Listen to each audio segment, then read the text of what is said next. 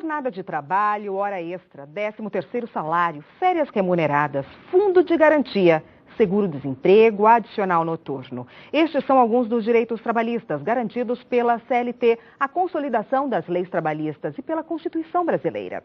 E para falar sobre os direitos trabalhistas, eu recebo o advogado Luiz Gustavo Mulha. Bem-vindo ao Perspectiva, doutor. Obrigado. Obrigada pela presença. Bom, começa falando para a gente quem tem direito à carteira assinada. Todo trabalhador brasileiro, toda pessoa, cidadã, que começa a exercer qualquer tipo de ofício ou função, tem o direito e o dever de ter sua carteira de trabalho assinada. Tirando o autônomo, se você trabalha para uma empresa, para um terceiro, você tem que ter essa carteira assinada, ou está contra a lei. Sim. Às vezes, até mesmo autônomo, a gente costuma a ter o quê? É um contrato de trabalho e faz essa anotação para quê? Para que a gente consiga no futuro ter o tempo de serviço efetivamente registrado. Então, a pessoa começou a trabalhar, não tem a carteira dela assinada, está irregular, isso é um crime? Sim, é um crime. E quando o empregador pega essa carteira para fazer assinatura, ela tem que ficar no máximo 72 horas na mão do empregador, sob pena efetivamente também de estar cometendo um outro crime em cima desse desleixo, vamos dizer assim. Quer dizer, não pode demorar para devolver para o empregado a carteira de trabalho. Não pode. Realmente a carteira de trabalho é um documento do empregado e não do empregador. Vamos falar de jornada de trabalho agora. A jornada de trabalho normal, a mais usada no Brasil, qual é? 44 horas semanais, na realidade. Essa é a normal. A maioria das profissões e convenções coletivas vem colocando isso. Seria o quê? As 8 horas diárias com 2 horas de almoço. Tá?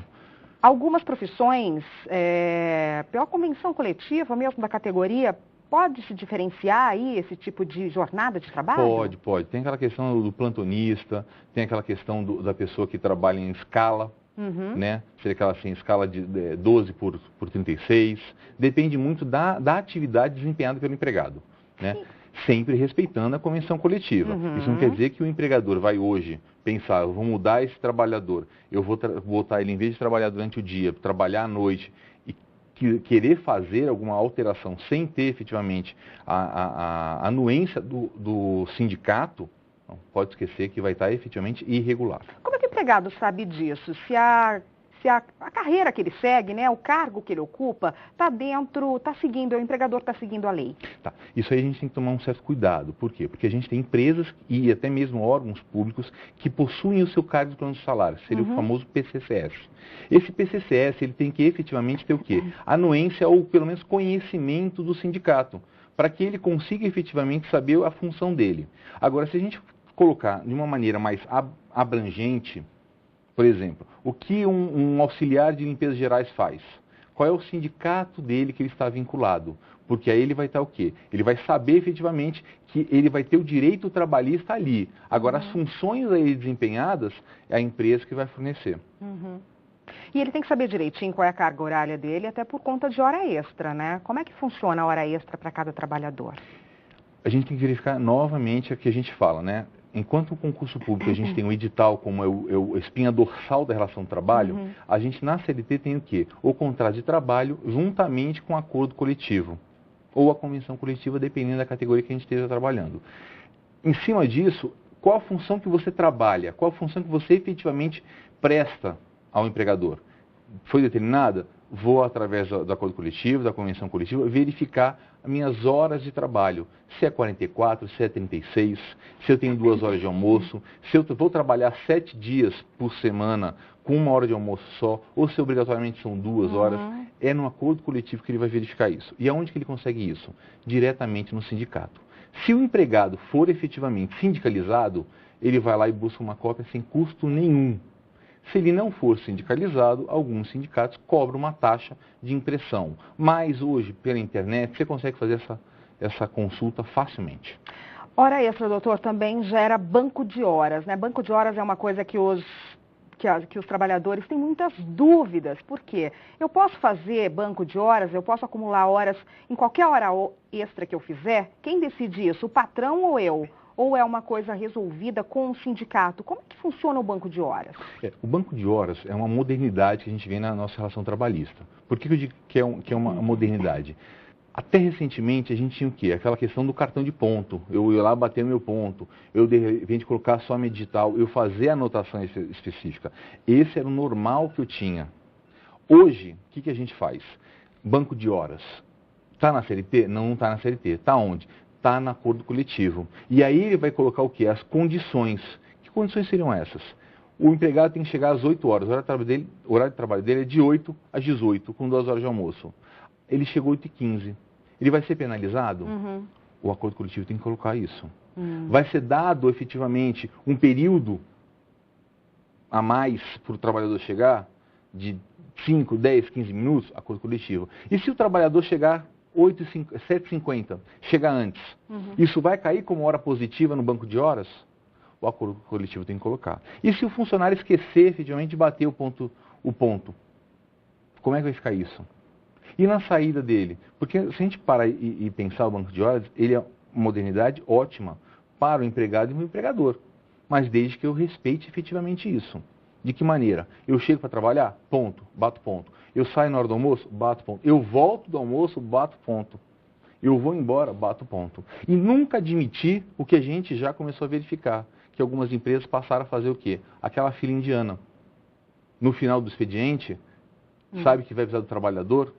Ao invés de manter aquele horário normal do trabalho e cumprir efetivamente a hora extra necessária, não. Ele faz uma fila indiana às 18 horas para todo mundo bater o ponto e continuar trabalhando depois. Aí a gente pode pegar esse banco de horas e jogar fora. Porque ele não reflete efetivamente o que o trabalhador fez. E isso é irregular. Isso é um crime, inclusive, na realidade. Ele bota em xeque todo o controle de jornada que esse empregador fez. Então, para que a gente tem efetivamente ponto eletrônico? É para a gente conseguir efetivamente ver o trabalho do empregado. A partir do momento que eu não consigo mais regular, eu não consigo mais provar e comprovar aquele horário de trabalho dele desempenhado, automaticamente eu não preciso mais dele. É o que a gente chama que a justiça acaba o quê? Desprezando esse controle de jornada, aplicando a súmula do TST e a OJ, dizendo que é o que o trabalhador alega que vai ficar como verdade absoluta. E a intrajornada? Ela é irregular, né? Como controlar isso? A intrajornada, a gente tem, novamente, eu tenho que olhar o acordo coletivo. Por quê? E a legislação específica. Se eu trabalho com pessoas que são digitadores, a cada 50 minutos de trabalho eu tenho 10 de descanso. E isso é um descanso intrajornada. Mas se de repente eu trabalho com qualquer outro tipo de trabalho, o jornalista mesmo, de 8 às 18 com 2 horas de almoço, qual é o intervalo entre a jornada dele? São as 2 horas. Ele tem que efetivamente gozar, ele tem que efetivamente sair nesse período para almoçar, para ir ao banheiro, para fazer as suas coisas diárias. Ah, então quer dizer que se eu estiver no meu trabalho e tiver que ir ao banheiro, esse minutinho é intervalo? Não, vamos ter bom senso também. Da mesma maneira que às vezes você está saindo para almoçar e tem que esquecer de passar o e-mail e você vai voltar, é a mesma coisa que está trabalhando. Doutor, férias.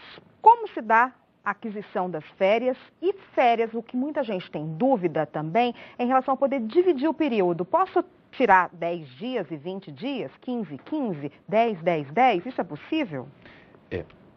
A resposta é sim.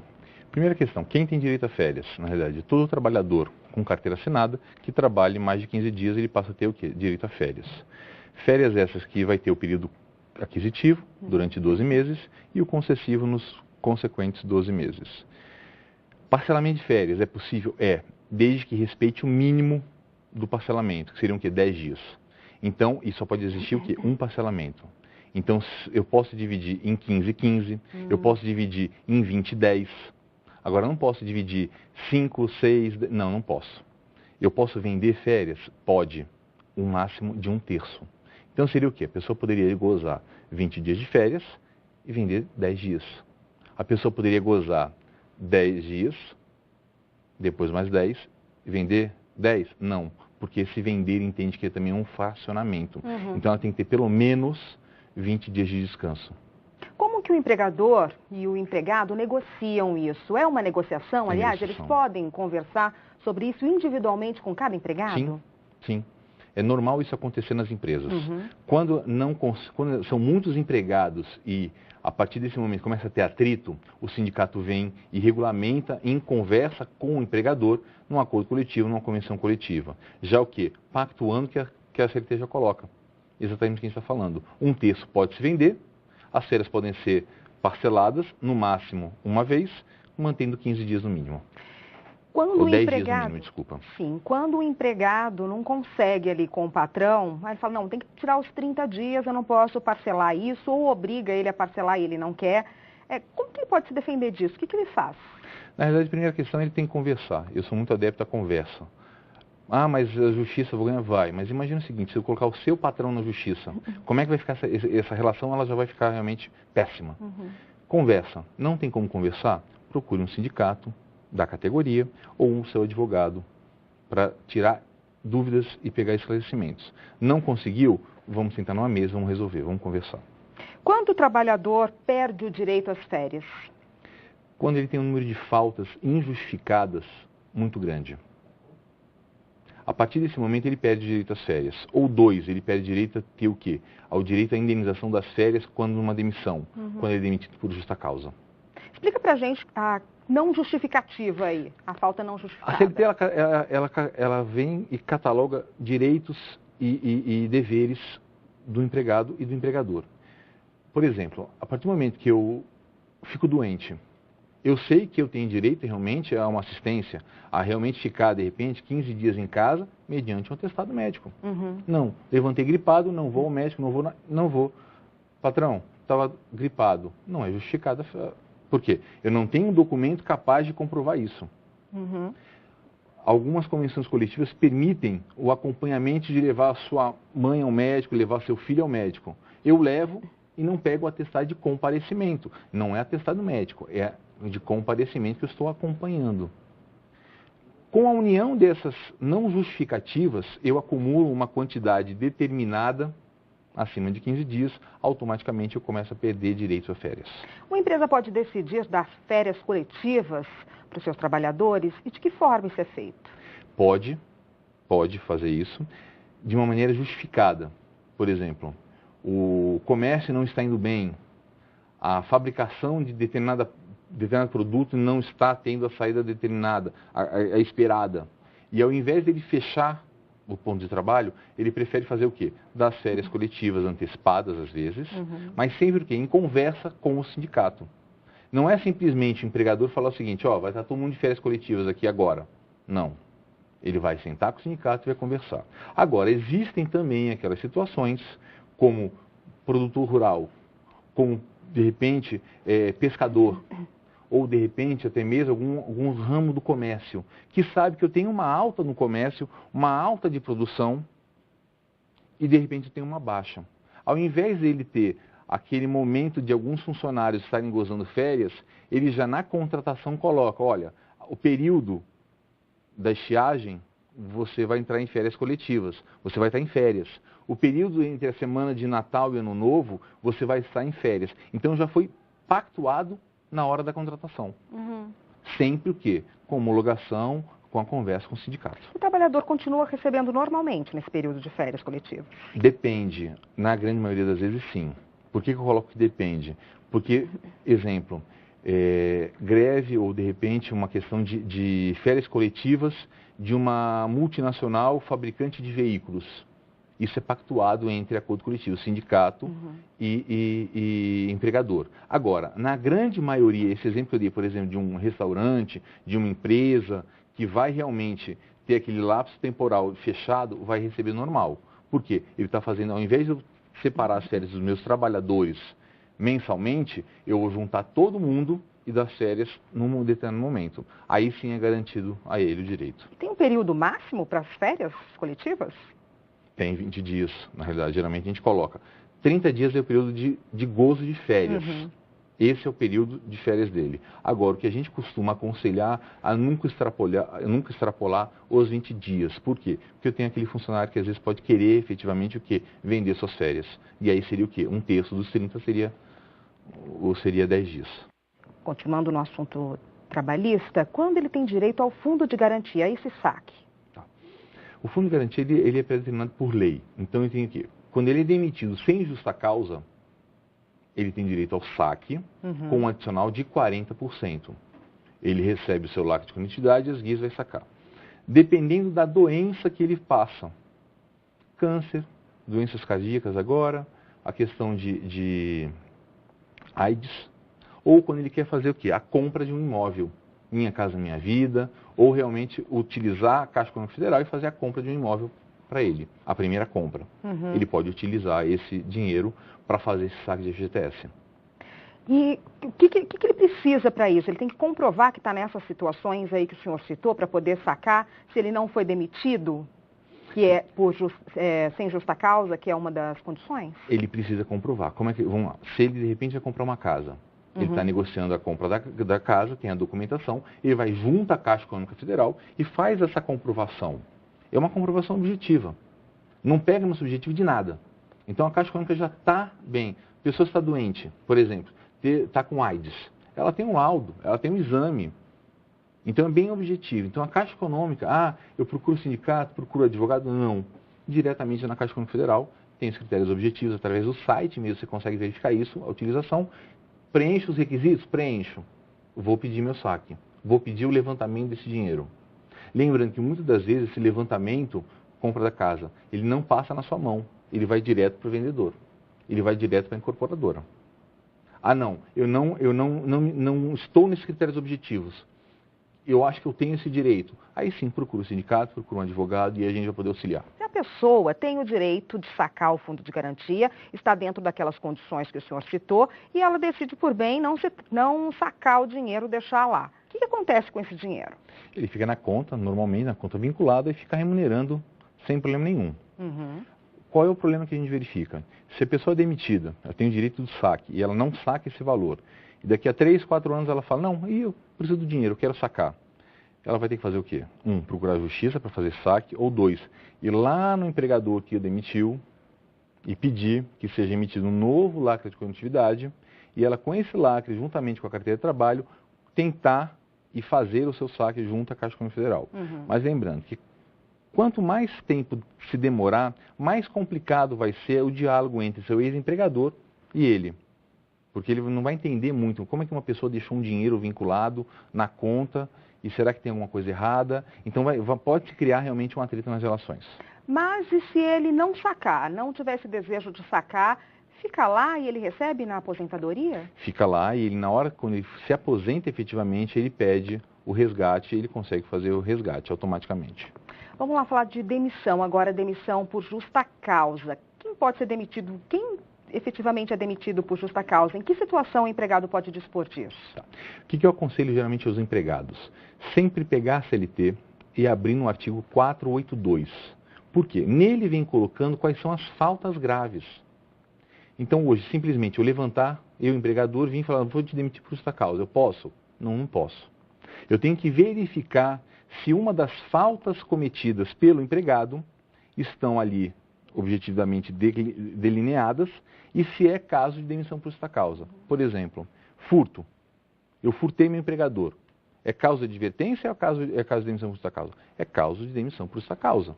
Agora, simplesmente eu peguei furtando e eu vou demitir por justa causa, eu não aconselho isso a fazer. Furtou, pegou, delegacia, boletim de ocorrência. Testemunha para isso, efetivamente. Porque ele vai ter que provar depois. Exatamente. Entendeu? Eu sou vendedor e eu não fui trabalhar num período que tem as maiores vendas. É desídia. Eu vou demitir na primeira vez? Não. Eu vou dar uma advertência, dou uma segunda advertência, suspendo, aí eu demito por justa causa. Tem que ter esse diálogo, porque o caráter punitivo, ele tem que ser educativo também. Eu não simplesmente vou levantar e falar assim, não, demissão por justa causa. Porque isso pode ser o quê? O empregador pode vir e demitir por justa causa. A demissão por justa causa do empregador vai ser mais uma demissão. Só que eu vou efetivamente abalar o quê? O psicológico, o íntimo do empregado. Porque muitas das vezes ele não sabe o que aconteceu e foi demitido por justa causa. O que ele vai fazer? Procurar um advogado, ele vai à justiça e vai reverter esse pedido de demissão. Então ele vai passar a ter o direito dele garantido pela justiça. Por que isso? Porque às vezes faltou uma conversa. Faltou a gente saber ler, às vezes, e verificar, olha, isso aqui é falta grave, isso não é falta grave. Isso ele pode mandar por justa causa, ou isso eu posso mandar. Então tem que ter o conhecimento realmente da legislação. O que acontece muitas vezes também é um tipo de ameaça do patrão para com o empregado relativo a isso. Se você chegar atrasado, eu te demito por justa causa, se você não fizer isso, eu te demito por justa causa, e acaba criando um medo. Sim, e eu vou falar mais até. Esse medo é maior, porque eu não sei se você já ouviu, eu te demito por justa causa e vai ficar na sua carteira de trabalho carimbado, justa causa. Você nunca mais vai arrumar emprego porque vão querer saber onde você foi demitido por justa causa. É mentira isso. Não pode ter nada que denigre a imagem do empregado. Tem que ter lá, dispensado. A motivação não importa. Se é justa causa, se não é justa causa, que foi com dispensa, pouco importa para o próximo empregador, ou até mesmo para o empregado. Então, esse temor efetivo pode ser chamado, inclusive, como um dano moral. Pode-se buscar um dano moral em cima disso. Uma simples falta vai ocasionar a questão da justa causa? A grosso modo, não. Ela tem que ser muito bem provada, isso. E esse terror que é feito, tem que tomar cuidado, não pode ser feito. Essas ações, quando chegam à justiça, costumam ser ágeis? Olha, dependendo da localidade onde você entra com a demanda, sim. Graças a Deus, eu tenho esse entendimento que chegou o momento do processo judicial eletrônico, PJE. Isso agiliza bastante. Tem pessoas, não agiliza, é difícil. É uma mudança como tudo na nossa vida. A partir do momento que eu aprender que essa mudança é necessária, eu vou verificar que eu não tenho mais papel, que eu consigo verificar tudo, eu não preciso mais ao fórum, e isso efetivamente vai o quê? Diminuir a questão de tempo. Hoje, no Distrito Federal, entre eu entrar com uma demanda e ter a primeira audiência, eu tenho em média aí de 8 a 9 meses a primeira audiência, dependendo do rito que for escolhido, sumário, sumaríssimo, ordinário.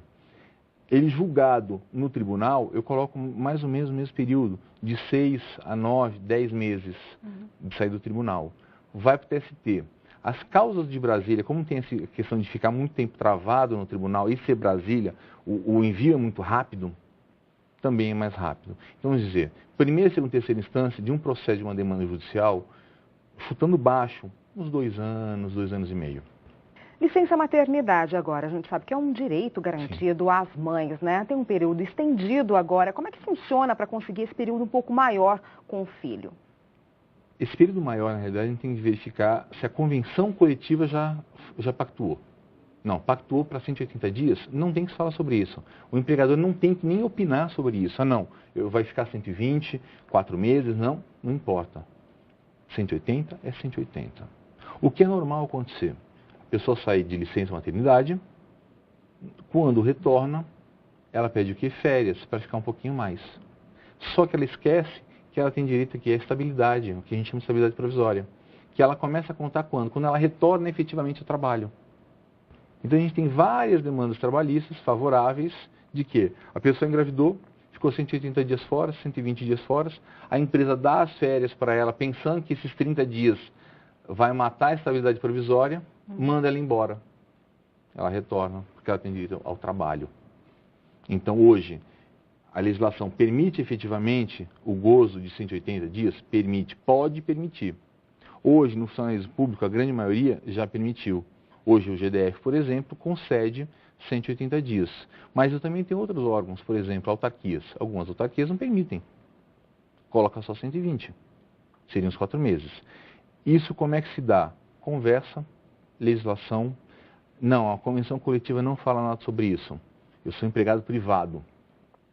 O empregador quer te conceder 180. Vai te conceder 180. Lembrando que quando eu faço recolhimento previdenciário, ali eu tenho que informar corretamente. Eu tenho que fazer a informação correta. Porque o período que a pessoa, que a mamãe ficar afastada, ela vai estar recebendo o quê? O auxílio que a Previdência arca e paga para isso. Então, comunicação à Previdência Social e o pagamento efetivo no prazo correto, tempestivo, isso vai resultar o quê? Numa relação bem cordial entre empregado e empregador. Doutor, para a gente encerrar rapidamente a nossa conversa, e o senhor que trabalha nessa área trabalhista há muitos anos, falta do empregado conhecer um pouco mais dos seus direitos para evitar toda essa demanda e exigir do patrão que ele cumpra as leis trabalhistas? Falta Falta não apenas o empregado, mas o empregador também. A gente verifica que com a dinâmica da sociedade, a gente para de ler muito e começa a acreditar muito no que os outros falam. É isso que todo momento eu estou falando com vocês aqui. Vamos ler mais, vamos pegar a legislação, vamos consultar. Porque às vezes é uma ignorância não apenas do empregado. É muito comum de falar um empregado ignorante porque não leu, não conhece, não é sabedor. Não, mas o empregador também é. Porque quando o empregador vai e ameaça e fala, vou demitir por justa causa, por um motivo fútil, por exemplo, obrigar o trabalhador a trabalhar todos os domingos. Se não trabalhar, vou demitir por justa causa. É porque ele quer lucrar. Mas ele às vezes não conhece que ele está passando do limite dele de empregador. Então o recado que eu deixo para todos que quer é ler mais, é conhecer mais, é conversar mais. A relação de empregado e empregador, ela não precisa ser uma guerra, ela pode ser muito bem amistosa. Obrigada, doutor Luiz Gustavo Mulia, pela participação. Obrigado a você. Até uma próxima. O programa Perspectiva está chegando ao fim. Até mais.